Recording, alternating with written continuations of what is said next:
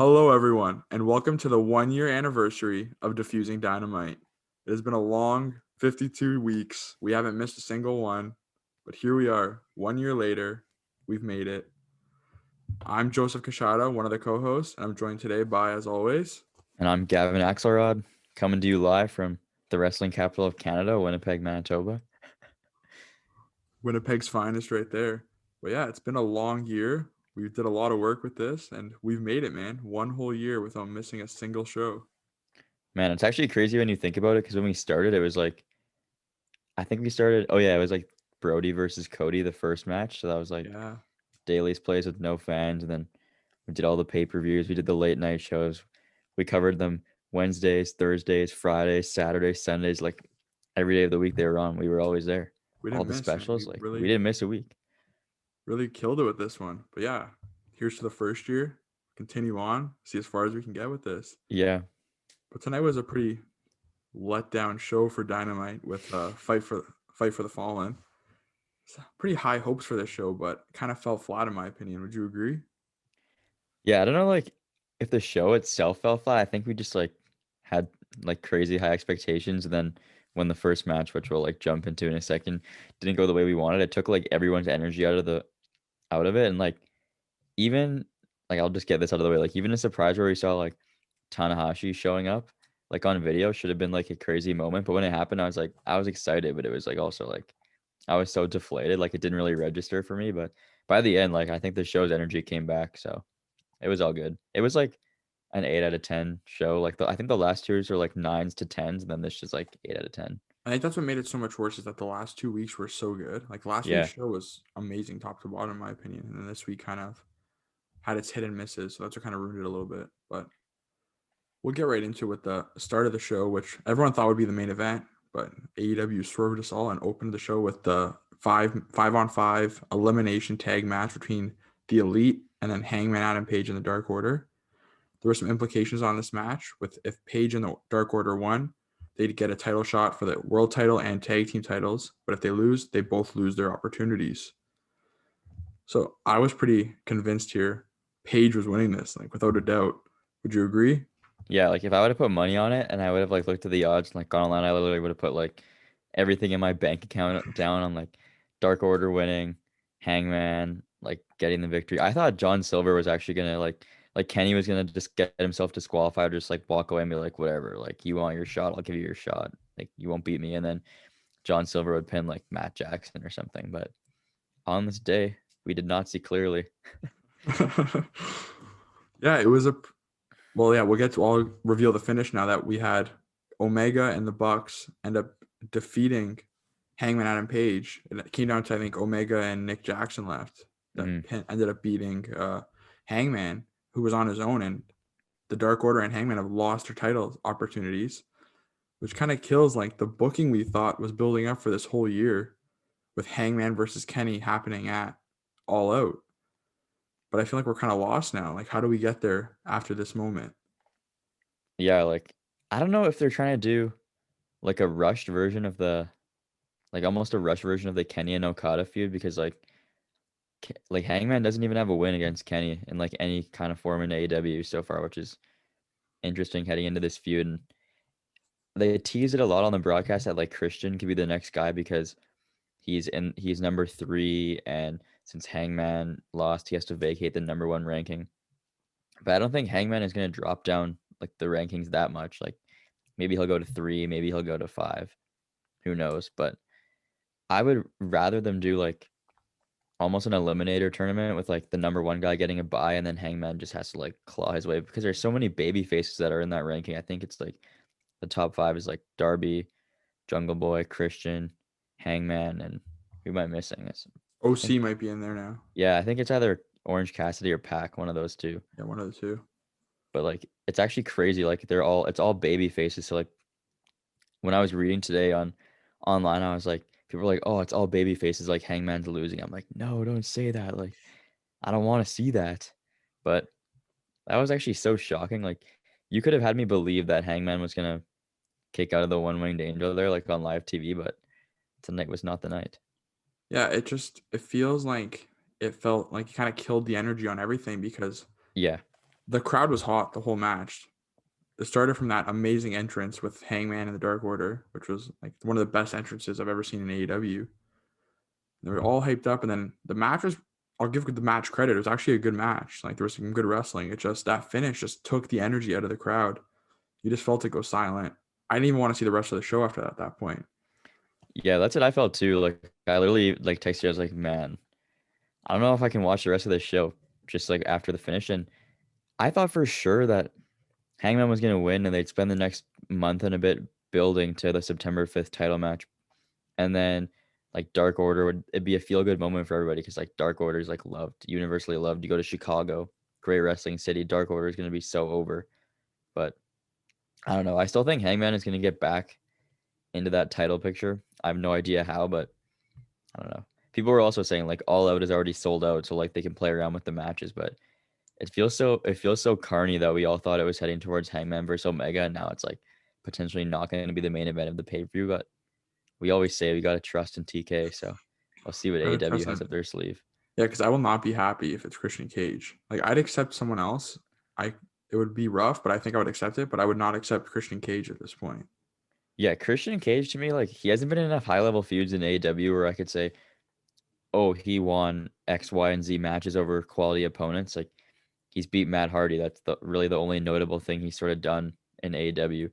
But Yeah, whereas like I would be totally fine if Orange Cassidy challenged. I know you would be cool if OC challenged too, I still think because he is owed a title shot after the last pay per view where he kind of just didn't get anything. Like he wasn't pinned, he was screwed, yeah, exactly. and it Like kind of they just got and they could forgotten. revisit that, and they sort of just like remember that first Friday Dynamite after the pay per view where they sort of talked about OC where it looked like he was going to come back for a rematch, and then all of a sudden the fans came back and he's been gone. Like I could see them sort of shifting OC in there because people love him anyway, so it's not Yeah, like if you get Hangman out of the main event, it's not the end of the world. But I would just love to see like because I still think the all out booking plan is going to be Christian is going to turn on Jungle Boy eventually, and it'll be Christian versus Jungle Boy at the pay per view unless they have another special coming up. But like that's one thing too. I think that after these next like after Homecoming, AEW has to stop relying on like doing a special every week and then having a huge surprise because it's got to go back to like regular Dynamite, moving the stories forward, having the TV payoffs, but then building to like the next pay per view. yeah, But definitely.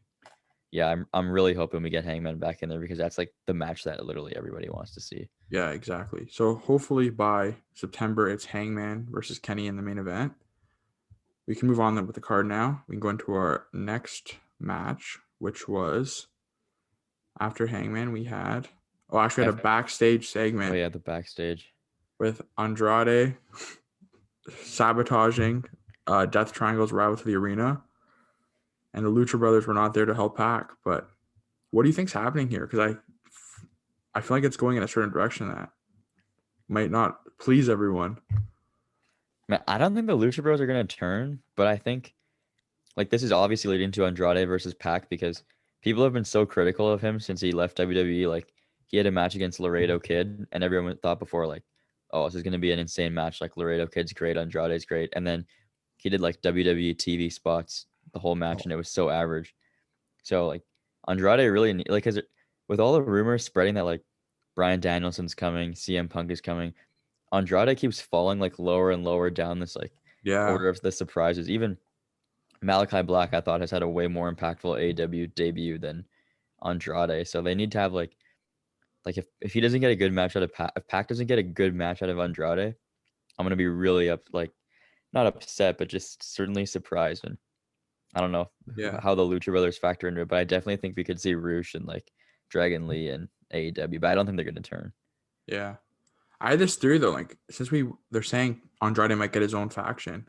What if they surprise us all and Pac's the one to turn, and it's Pac and Andrade starting the faction together? That'd be kind of interesting, but then again, I can't really like Pac would be a good promo guy, and if he's not gonna live in the States full time, I guess it's okay. But Yeah, I don't know if I'm into like two like main event level guys being paired together because like Chavo can do the promos, like Pac and Chavo's there to Andrade stay, I together. guess. Like he's really gonna stick around in Yeah, AEW now. Yeah, full time. but like I wouldn't be surprised if like Chavo gets in the ring eventually too. Like him and Yeah, Andrade do tag matches where like Andrade doesn't want to wrestle a lot, and then Pac is like, oh, give me Andrade, but it's like just Chavo wrestling. because he can still go out. Like he was still wrestling pretty recently.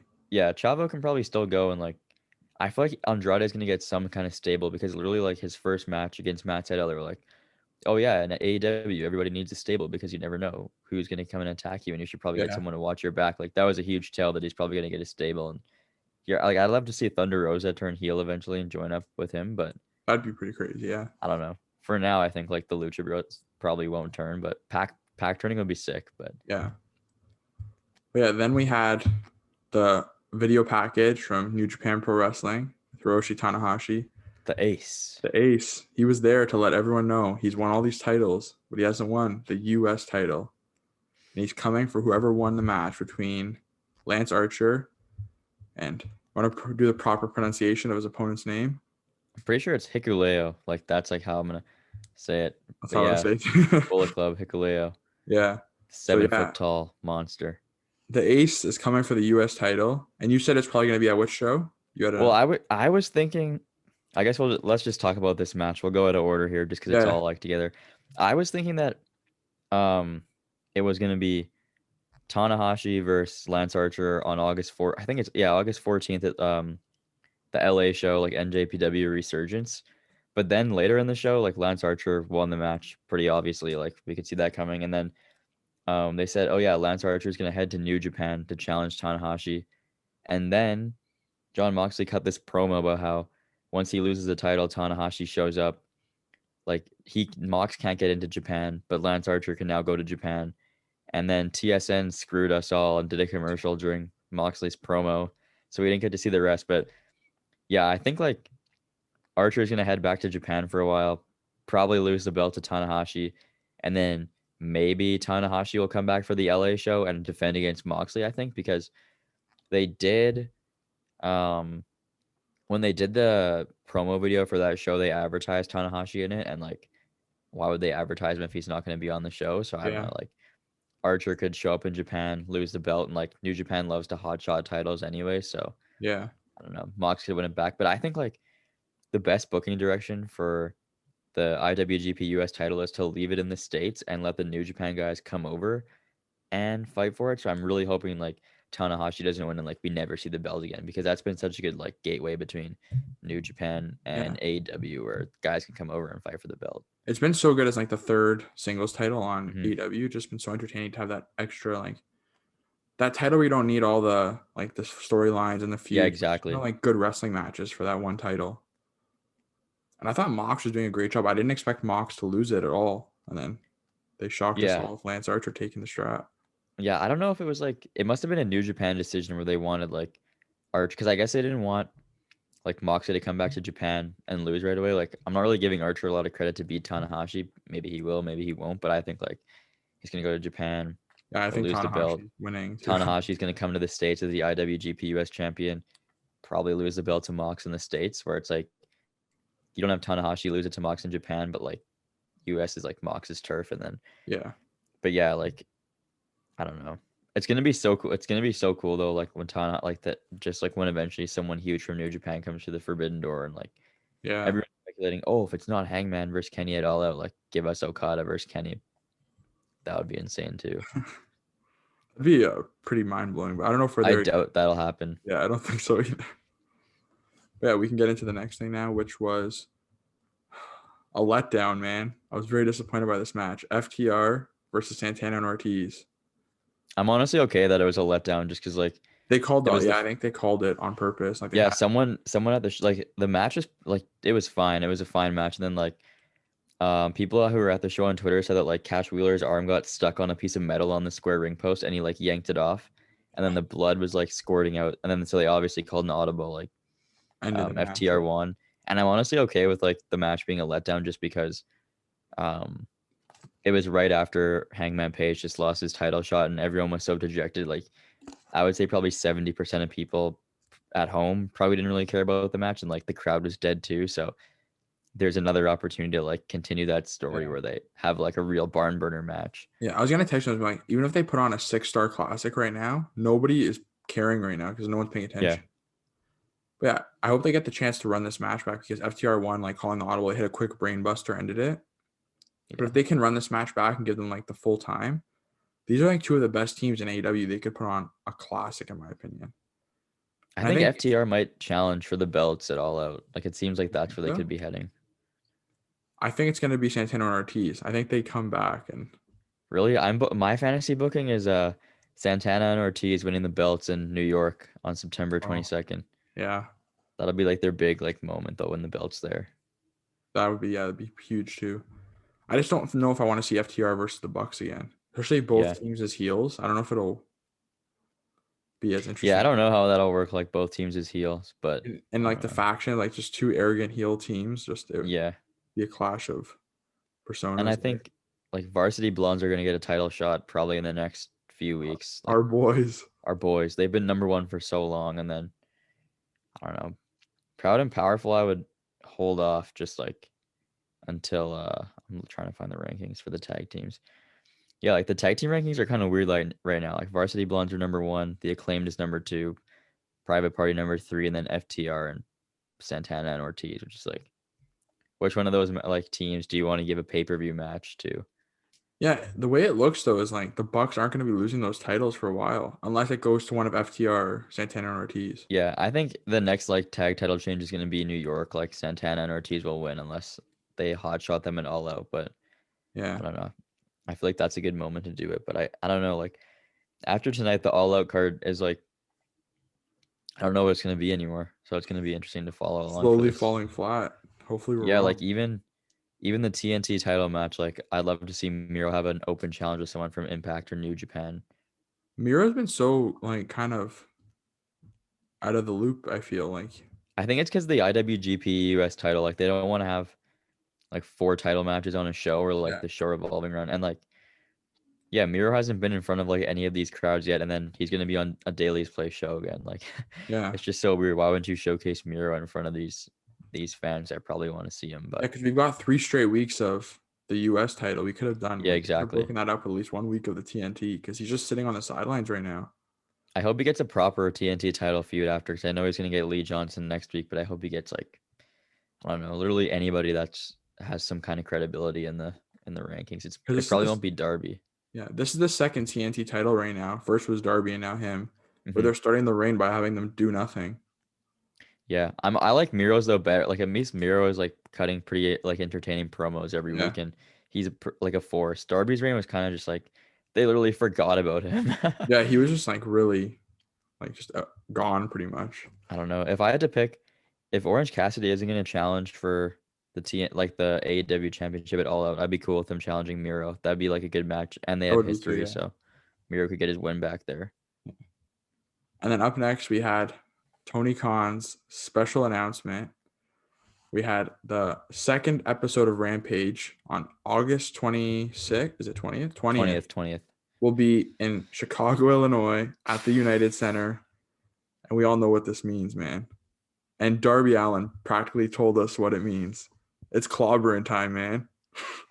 Dude, if they do not debut CM Punk at the show, people are gonna riot. Like Yeah. but what this is why I still have faith that Hangman is gonna win the title at All Out, because originally like when you and I were talking, I was so worried about like if CM Punk debuts at All Out and Hangman wins the title, like no one's gonna be talking about Hangman winning the Yeah. title. But if you get Punk to debut on this United Center show on the 20th, you can have Hangman win the title and then Bryan Danielson come back or debut in AEW on the 22nd. It all works out. So I still have some kind of faith that like they've got this grand plan for Hangman, Yeah. but and it like boosts the credibility of Rampage at like the second ever show.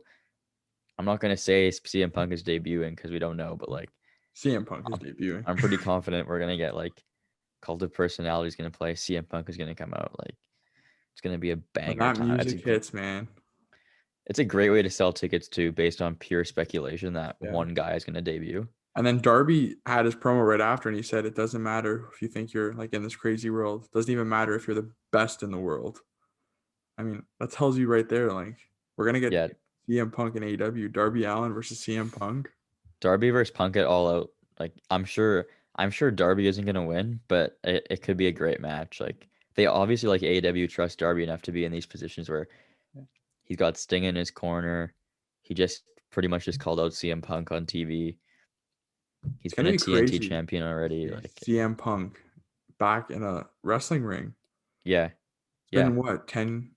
almost 10 years. Almost. Yeah, he retired in 2014. I literally like never thought he'd ever come back to I wrestling. didn't He's think been so doing either. so I many thought he was outside done projects, forever.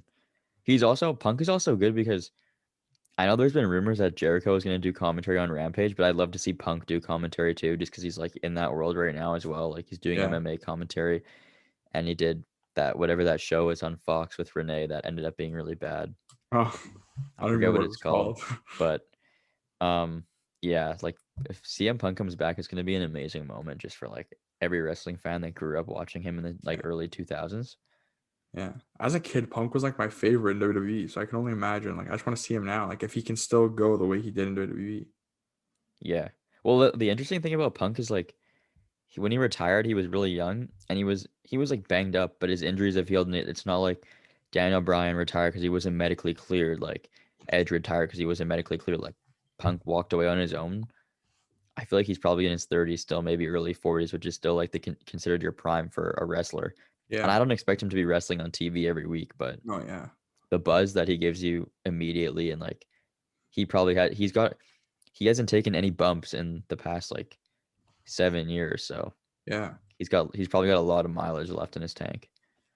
Just, yeah, even for AEW to get the guy that nobody ever thought would return back into wrestling, that gives them so much credibility. And I feel like they're slowly becoming, like, they just keep creeping up more and more as, like, they're inching up closer to WWE every week, I feel like. Yeah, that's what I wonder, like if Punk, because apparently Punk was never made like they never made him an offer when they started, and so like he wasn't gonna sign, and he wasn't, and then Sean Ross Sapp was saying that like ROH made contact to CM Punk in January, and like obviously it didn't go through because like Marty Scurll was the head booker, he had his own issues, and then like yeah, Punk was like open to coming back, but it'd just be so amazing to see him like in the ring. It's like one of those athletes who's retired for so long has untapped like Punk has untapped potential to me where he I still could be agree. a star, like he could still carry a company.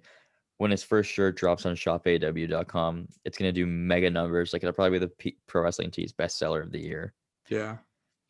It's just gonna be epic, man. But I'm hoping that Darby Allin's best in the world tease wasn't to Shane O'Mac.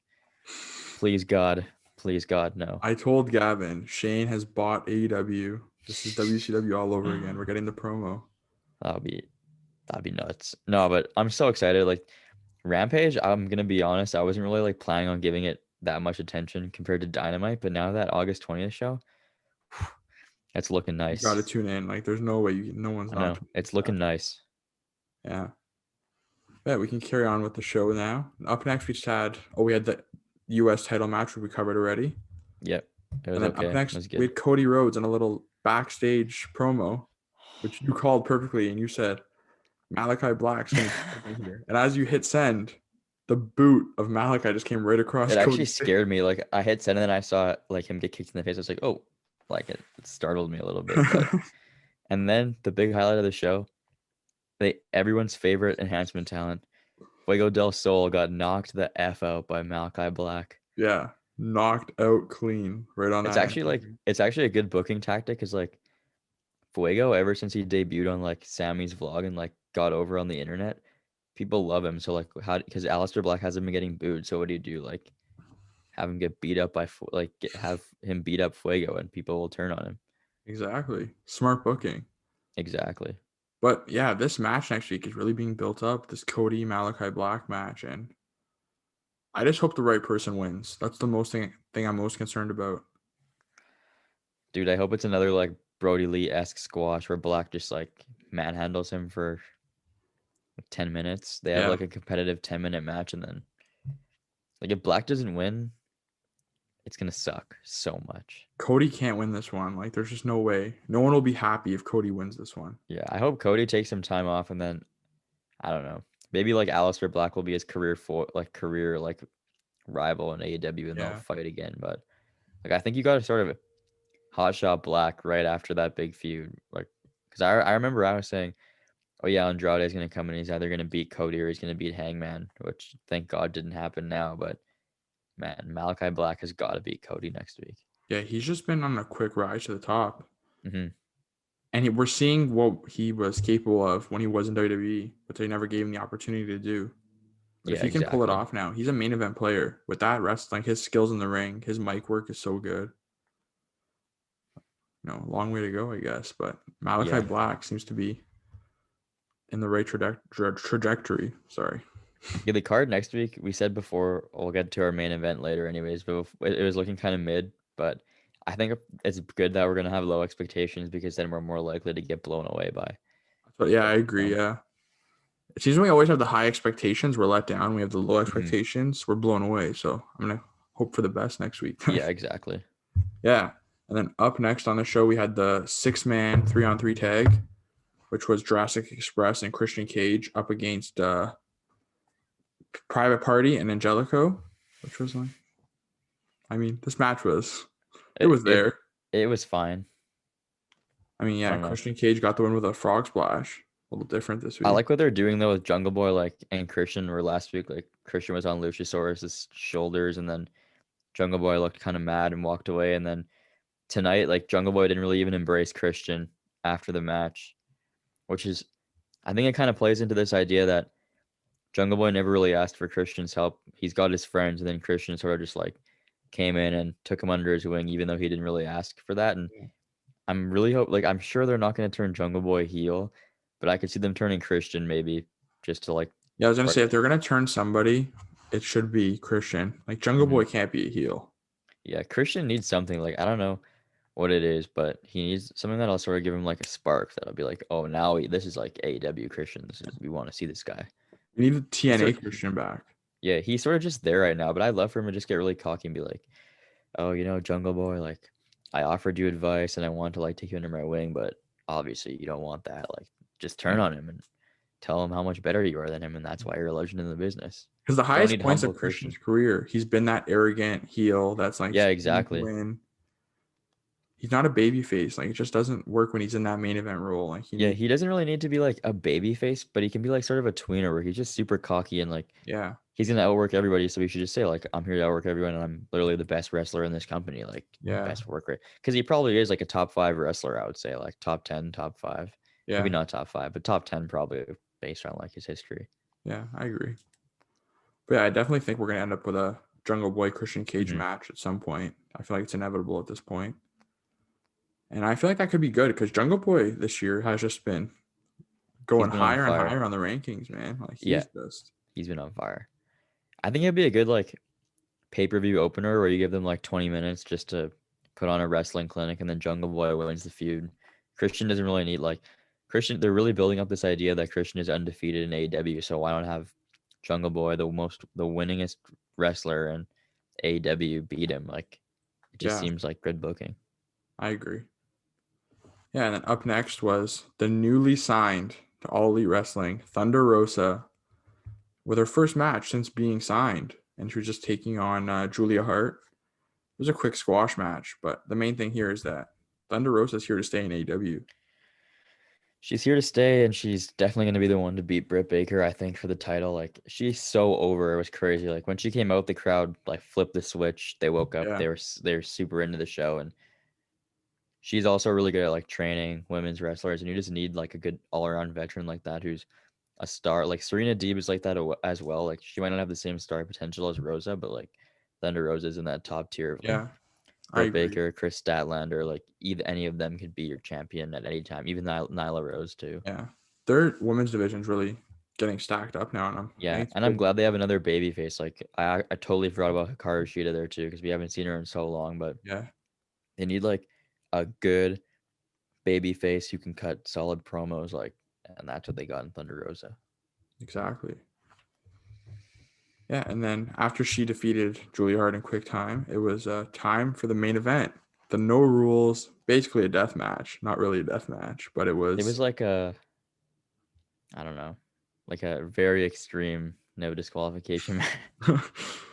But it was the Painmaker, Chris Jericho, up against Nick Gage. Man, Nick Gage is a sicko. That's all I have to say.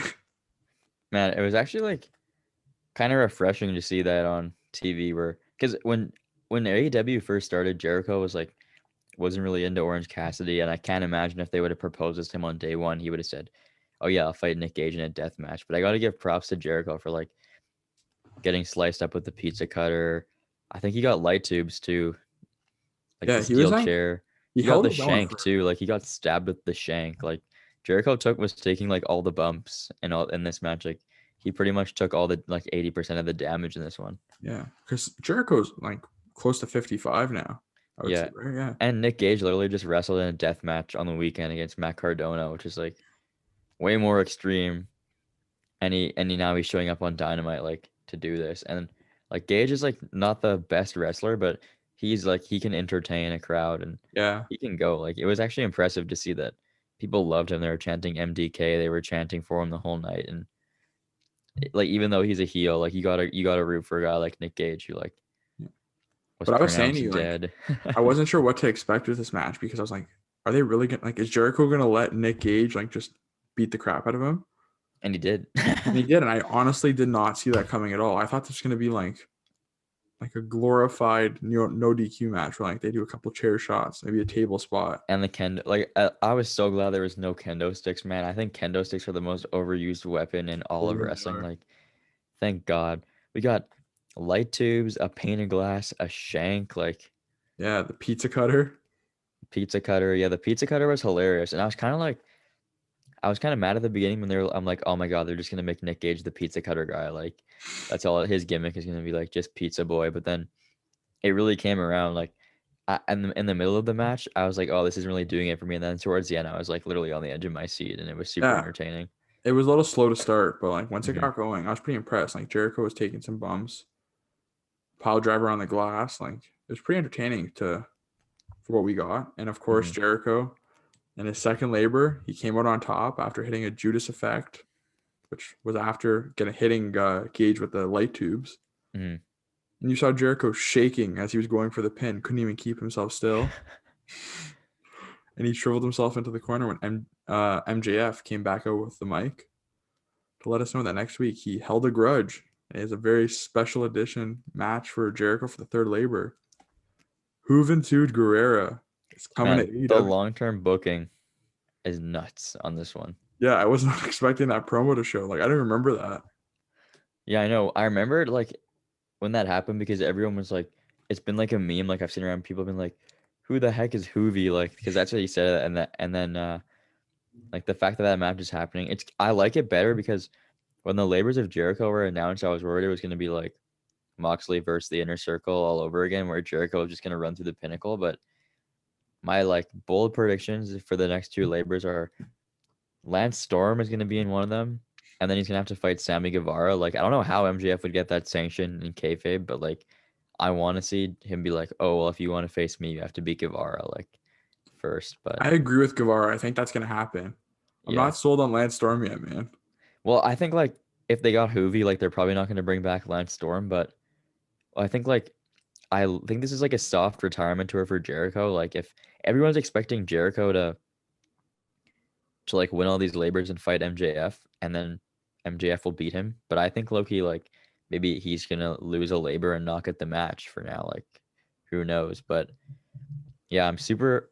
I think like what this is also gonna do is like we've seen a different Jericho persona in every labor. Like the first one we saw AEW Jericho, we saw the Painmaker Jericho. Like the next match, he has to go off the top rope. So we're seeing to win the match. So we're seeing more like Lionheart Chris Jericho.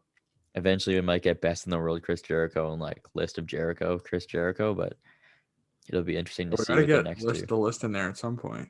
Yeah, I was trying like to think of like ways they could incorporate that, like yeah, I have no like, you clue know, what they would do, parts but of his like career. winning with a top rope move, like I can't see Jericho doing a shooting star press, but that's what I think he's gonna do because like that was his move for a while in like Japan. Because I had just finished reading his book, so like that was his move for a while. Shooting star. I can't even imagine Jericho doing a shooting star Like he had press. tried a shooting star press and it didn't work, and then like maybe he would do like I don't know a lion salt off the top rope. I could see. As long as it's not a double axe handle. Yeah, or like a frog splash. I don't know if Jericho could do a frog splash, but just for like Eddie. But yeah, it's gonna be super cool. Like it's really creative of AEW that they're like going out of their way to make this feud special for Jericho. Like I thought it was gonna be like a New Japan guy to be honest, but Yeah. each like labor they've gotten bigger. So Yeah. Who knows I was what's really, next? I'm like really impressed so far because I was pretty disappointed when I saw they were continuing this whole feud. Yeah, me too. But they've blown me away so far, and I'm like really enjoying these 5 labors. Like, Yeah, I'm enjoying the labors so much that like the MJF Jericho match, like that's potentially coming, hasn't even been on my mind. Like I'm focused on like it yeah, makes me want to watch the show next week, just like see Jericho like is probably gonna win the next one, and then like, oh, what's he gonna do next? Like it really makes you want to tune in, yeah, which you don't really see a lot of in wrestling these days. Where like for AEW, there's something that you want to see every week because the story goes like next week, we want to tune in to see Jericho, to see Hangman, Malachi and Cody is happening in the main event. Like there's so much stuff to look forward to. yeah. I love that they always like they even if they're not like coming off a great show, they know how to make you still tune in for the next Hmm. week. Like they don't leave it like not to just shoot on WWE, but like if you watch an episode of Raw, you have no reason to like. There's nothing that really brings you back for like next week. Yeah, exactly. Where like I feel like AEW, even if they have a bad show, they can still make you tune in next week and like make you excited for it. Yeah, you're always excited for the next week in AEW, and Yeah. New Japan just sent an email, 20% off all Tanahashi merch. They want people to Tanahashi's stock coming up. to the States, man. It's happening. Yeah, I think it's gonna happen at, like by the end of August for sure, which is just so crazy. Like Hiroshi Tanahashi got into. It's the second time he's been on AEW. This is like the first time it was really like, here's Tanahashi. Like it's a crazy world we're living in. For real. Wrestling, it's a great time to be a wrestling fan. Hmm. But yeah, with that, that is Dynamite this week. And that is exactly the 1 year mark for Diffusing Dynamite. This is What a the time. 52nd straight week. It's been a pleasure doing all 52 weeks, man. Here's to the next 52. Cheers. Well, with that, I'm Joseph Cachado. Thanks And for I'm tuning Gavin into this. Axelrod. Oh, Sorry, my bad. I'll let you go ahead, and then I'll give there. and I'm Gavin Axelrod. With that, thanks for tuning into another video edition of Diffusing Dynamite. Thanks for watching.